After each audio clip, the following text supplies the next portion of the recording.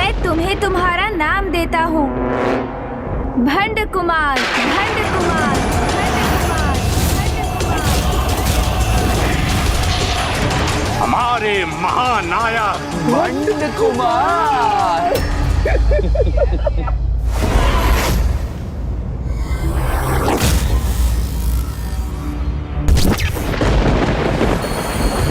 ये किसका स्वर था? कोई अन्य भी है क्या यहाँ? क्या तुम्हें भी कोई स्वर सुनाई दिया मित्र? किसी को देखा तुमने? नहीं मित्र, न मैंने कुछ सुना न मैंने कुछ देखा, और अभी आपके द्वारा यही तो उत्पन्न हुआ हूँ मैं। संसार के भिन्न स्वर और दृश्य मैं तभी पहचान सकूंगा जब उन्हें देखने और सुनने में आप मेरी सहायता करेंगे। नहीं, तुम्हारे शरीर की रचना कर तुम्हें प्राण भी दिए हैं मैंने, तो अब अन्य जीवों के समान स्वयं संसार को देख समझकर अपने अनुभवों के आधार पर अपने व्यक्तित्व का निर्माण करना होगा। गणेश जी की सहायता के बिना तो मैं एक सामान्य जीव बन के ही रह जाऊंगा। उनके सम्मान मुझे शक्तियाँ कैसे प्राप्त हो पाएंगी? नहीं मित्र, कुछ समय तो आपको मेरे साथ चलना ही होगा। मुझे जीवन दिया है आपने, इसलिए मेरा मार्गदर्शन तो आपका ही उत्तरदायित्व है। आप मेरे कर्ता धर्ता हैं, मेरे ईश्वर हैं। नहीं, मैं तो तुम्हारा मित्र ही हूँ, इसीलिए मुझे मित्र ही पुकारो। एक मित्र का साथ पाने के लिए ही तो मैंने तुम्हारा सृजन किया, क्योंकि किसी के पास भी मुझसे बात कर मेरी जिज्ञासा शांत करने का समय ही नहीं था। मैं तो आपके प्रति एक बात सुनना चाहता हूँ, किंतु ज्ञात नहीं आप ही मेरा साथ क्यों ठुकरा रहे हैं? मित्र भी कहते हैं मुझे, और मेरे साथ भी चलना नहीं चाहते हैं। चलिए ना, अपने सबोध मित्र के साथ चलकर मुझे संसार से इतना तो परिचय करा दीजिए, जिससे मुझ में जीवन जीने का विश्वास जागृत हो सके।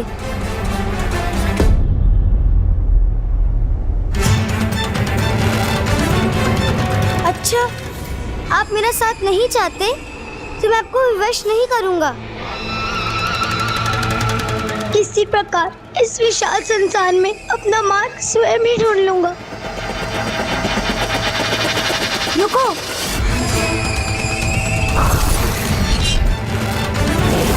मित्र, निराश मत हो मित्र। मैं कुछ समय तुम्हारे साथ अवश्य चलूंगा, किंतु मात्र एक प्रहर, अर्थात आज सूर्यास्त तक। उसके उपरांत मुझे नाना जी के निवास लौटना होगा। उचित है मित्र, चले? अवश्य।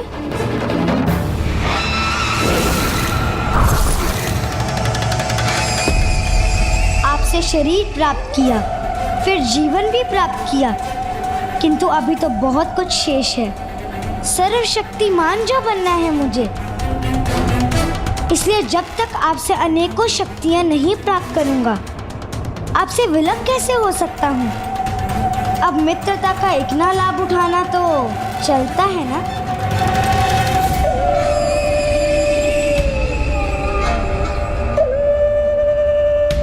मैंने इसे अपने साथ ले जाना स्वीकार तो कर लिया है, फिर भी मेरे मन में ये कैसा संशय है इसके प्रति। मुझे पूर्ण विश्वास है कि हमारे महानायक भंड कुमार गणेश जी की सहायता से अपार शक्ति प्राप्त कर महाशक्तिशाली महासुर बन जाएंगे।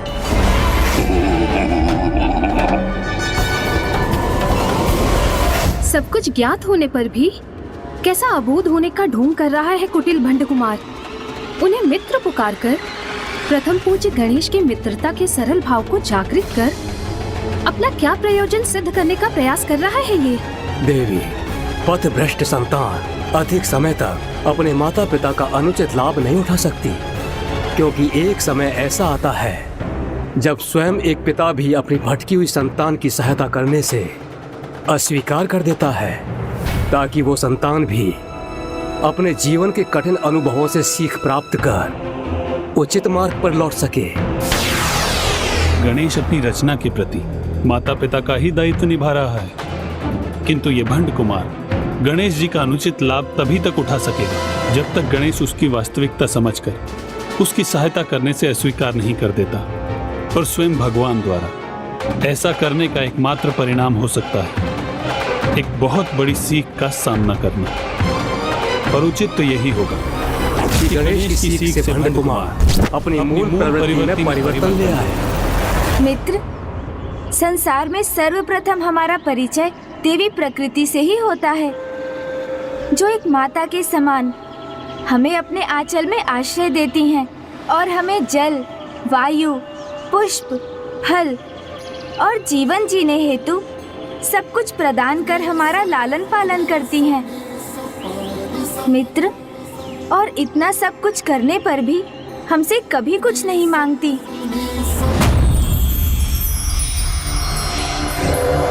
अद्भुत।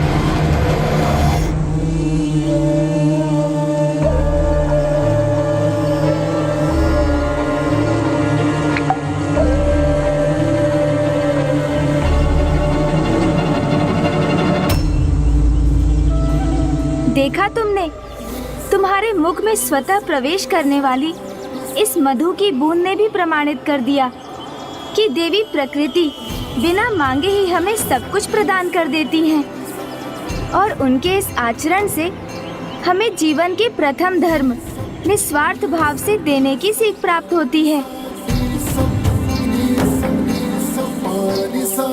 वो क्या है वहाँ? वो एक पुष्प है मित्र, जो सर्वाधिक सुंदर पुष्प पद्म के ही समान है। बहुत ही आकर्षक है ये। सावधान मित्र, उस पुष्प के साथ कांटे भी है।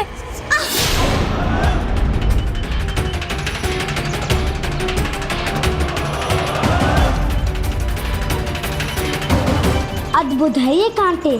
आकार में छोटे होने पर भी किसी को इतना बड़ा कष्ट देने में सक्षम है ये कांटे।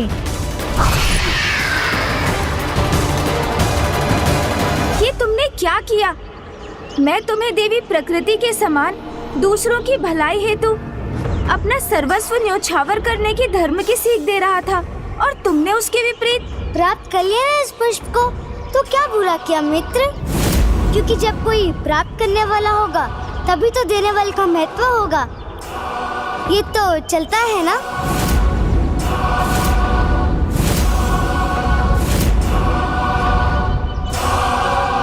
कितने अबोध हो तुम। जिसे तुम प्राप्त करना समझ रहे हो वो छीनना है, जो सर्वथा अनुचित है, क्योंकि जो स्वेच्छा से दिया जाए उसे प्राप्त करने का अधिकार तो है हमें, छीनने का नहीं। एक पुष्प स्वेच्छा से अपनी सुगंध और सौंदर्य हमारे साथ बांटता है, जिनका आनंद हम अवश्य ले सकते हैं, किंतु उस पुष्प को पौधे से विलग करने का कोई अधिकार नहीं है हमें।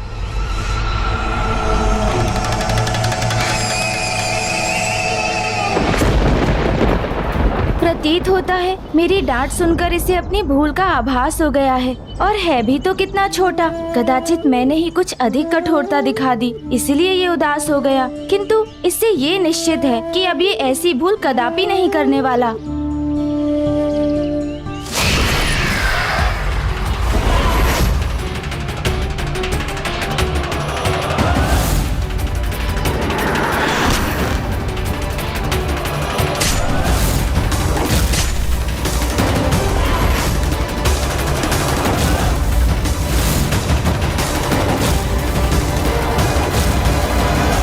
अब ये क्या किया तुमने?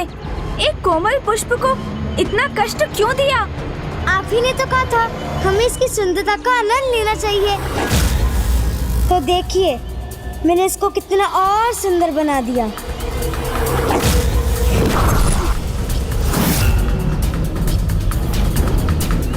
पुष्प को कांटों से छलनी कर उसकी सुंदरता में वृद्धि का आभास हो रहा है इसे। अर्थात ये तो इसके मूल स्वभाव में निहित दुष्टता का ही संकेत है। मित्र, मैं तुम्हें जो कुछ भी समझाने का प्रयास कर रहा हूँ, तुम उसके विपरीत ही समझ रहे हो। ये आनंद नहीं, क्रूरता है, जो अच्छाई की नहीं, दुष्टता का परिचय देती है।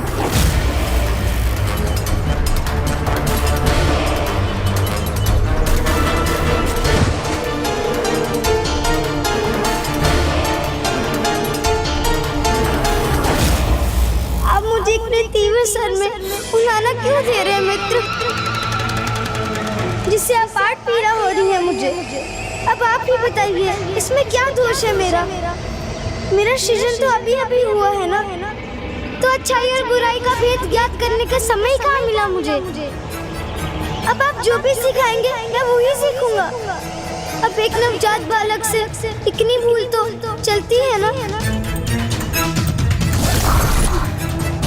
ये तो उचित कह रहा है, इसका सृजनकर्ता तो मैं ही हूँ, इसलिए इसे अच्छाई और बुराई का भेद सिखाने का कर्तव्य भी मेरा ही है। मुझे इसके जीवन में सुपथ पर चलने का मार्गदर्शन करना होगा, अन्यथा अभी इसके स्वभाव की जो झलक मुझे दिखाई दी है, ये तो उसे ही अपना व्यवहार बना लेगा। इसलिए मुझे इसे अच्छाई का ज्ञान देना अत्यंत आवश्यक है।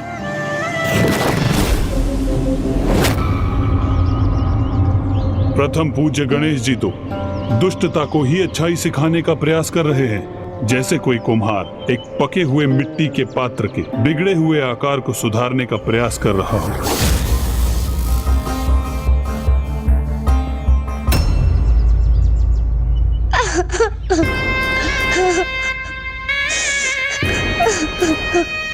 तुम चिंता मत करो मित्र, मैं तुम्हें अच्छाई और बुराई का भेद अवश्य सिखाऊंगा।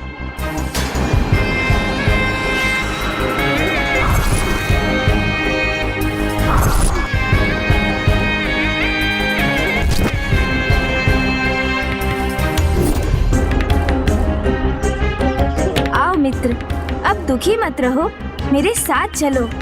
अच्छा, उचित है। सर्वप्रथम अच्छाई को पहचान कर उसे अपने व्यक्तित्व और व्यवहार में आत्मसात करना सीखो। और मित्र, क्रूरता को पहचान कर उससे सदा दूर रहो, क्योंकि वो व्यक्ति के भीतर छिपी दुष्टता का ही प्रतीक है। यदि क्रूरता दुष्टता की प्रतीक है, तो हम संसार के महानतम दुष्ट के अनुयायी हैं।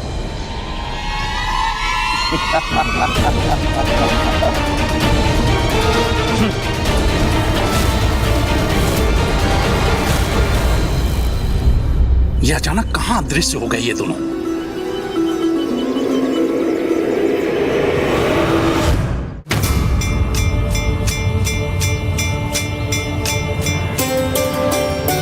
ये आप मुझे कहाँ ले आए मित्र? भूमि के उस भाग पर जहाँ भूमि देवी भोजन उत्पन्न करती हैं। यहाँ से ही तुम्हारी अच्छाई की शिक्षा आरंभ होगी। यहाँ से? यहाँ कौन सीख देगा मुझे? पंच तत्व अर्थात पृथ्वी, वायु, अग्नि, जल, आकाश, अर्थात इन्हीं पंच महाभूतों से उत्तम आचरण का ज्ञान प्राप्त कर हमें इनके गुणों को अपने जीवन में अपनाना चाहिए। और तुम्हारी प्रथम सीख तुम्हें पृथ्वी से प्राप्त होगी।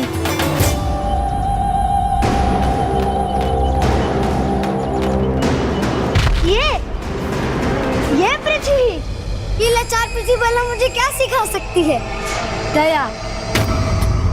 दया और सहनशीलता, पृथ्वी के ये दो महान गुण तुम्हारे भीतर अच्छाई जागृत करने के लिए अति आवश्यक हैं। तुमने माता पृथ्वी को अपने पांव से कुचलकर उन्हें कष्ट दिया, किंतु तुम्हारी इस क्रूरता को सहन करने पर भी तुम्हें अपनी दया से दूर नहीं किया उन्होंने। तुमसे अपने ऊपर स्थित रहने का अधिकार नहीं छीना। और इतना ही नहीं मित्र, वो तो अभी भी तुम्हें और बहुत कुछ प्रदान करेंगी।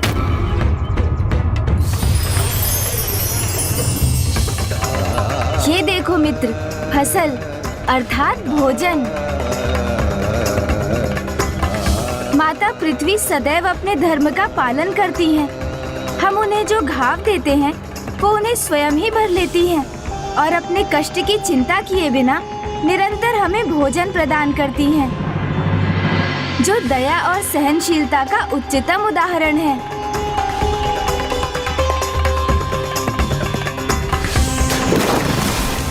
दया और सहनशीलता तो मूर्खता है।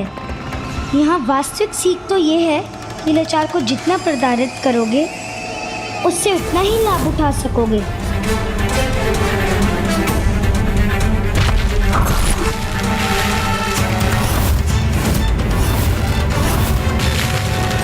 आओ मित्र, अब तुम्हारी अगली सीख के लिए हमें आगे जाना है। चले मित्र।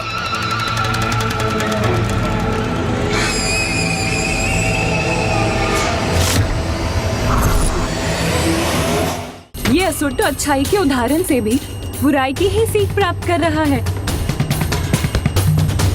तो मेरा अनुमान सत्य ही था। गणेश जी से सुधारने का कितना भी प्रयास क्यों न कर लें, किंतु ये कदापि नहीं सुधरेगा।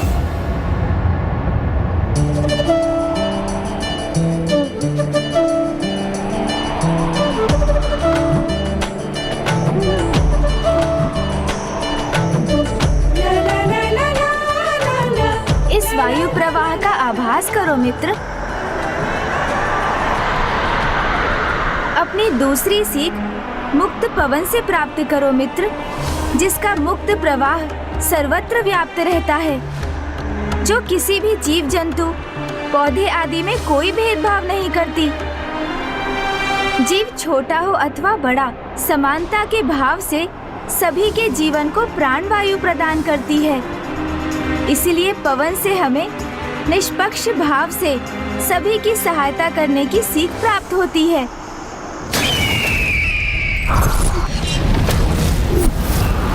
पवन से तो एक ही सीख प्राप्त हुई है मुझे। मुक्त रहो, सर्वत्र विचरण करो और जब इच्छा हो तो भवंडर बनकर सर्वनाश कर दो। आओ मित्र।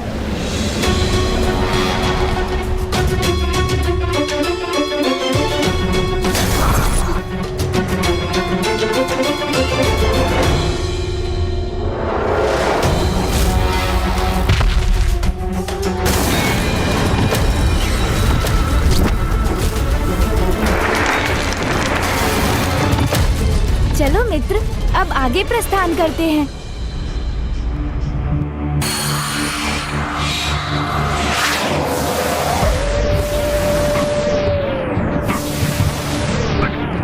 और अब अच्छाई से सर्वप्रथम महत्वपूर्ण गुण जो तुम्हें इसी आकाश से सीखना होगा।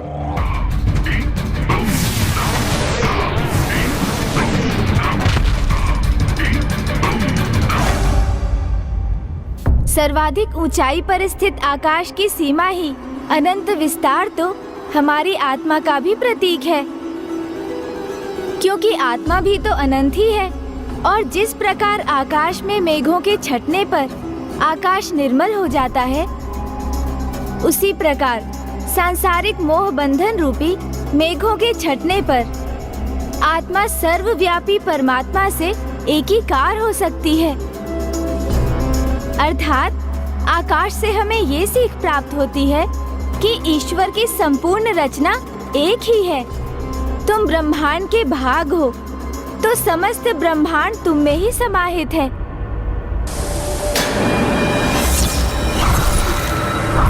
आकाश के अनंत विस्तार से यही सीख प्राप्त हुई है मुझे कि समस्त सृष्टि में एक ही राजा का अनंत साम्राज्य होना चाहिए और वो साम्राज्य मैं ही स्थापित करूंगा।